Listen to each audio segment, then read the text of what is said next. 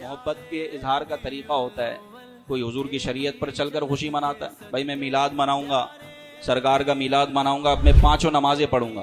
زبردست میلاد ہے. اس طرح بھی آپ میلاد منا سکتے ہیں. بھائی میں رشوت لیتا تھا تو آج سے میں نبی پاک صلی اللہ علیہ وسلم کی میلاد کے دن یہ وعدہ کرتا ہوں, یہ عہد کرتا ہوں کہ رشوت ختم. زبردست میلاد.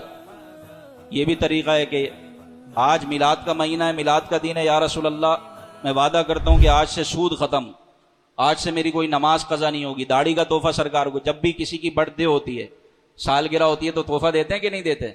نبی پاک کی آمد پر کیا تحفہ دیا؟ تحفہ دیں نمازوں کا. نبی پاک صلی اللہ علیہ وسلم یہ کیک ویک کاٹنا اگرچہ شرعن جائز ہے, لیکن حضور علیہ السلام فرماتے ہیں میری آنکھوں کی ٹھنڈک نماز ہے.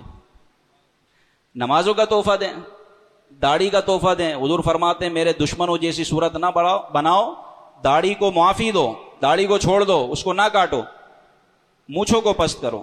اب داڑھی کو چھوڑنے کا مطلب یہ نہیں کہ یہ نہیں ٹخنے تک لے کر آ جائیں.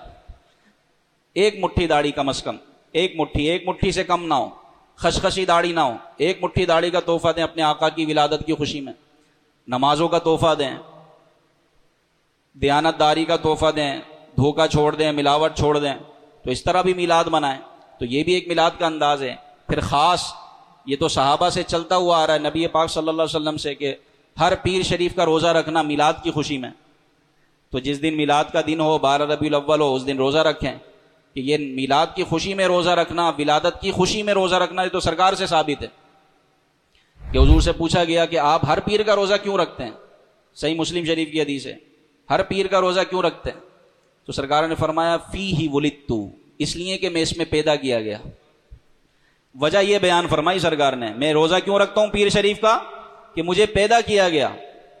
تو ہم تو سال میں ایک مرتبہ جشن میلاد مناتے ہیں, سرکار تو ہر پیر کو میلاد منایا کرتے تھے.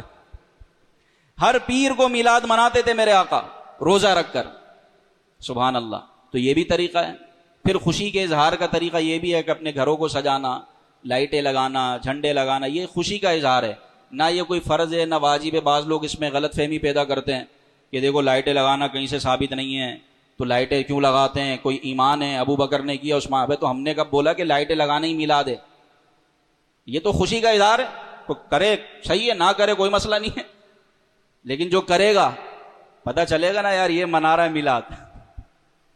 دن میں جھنڈا بتا رہا ہو کہ یہ عاشق میلاد کا گھر ہے, اب رات میں بعضوں کا جھنڈا نظر نہیں آتا تو رات میں لائٹ بتا رہی ہو کہ یہ عاشق میلاد کا گھر ہے. پتہ تو چلے کہ یہ عاشق کا گھر ہے, یہ میلاد منانے والے کا گھر ہے.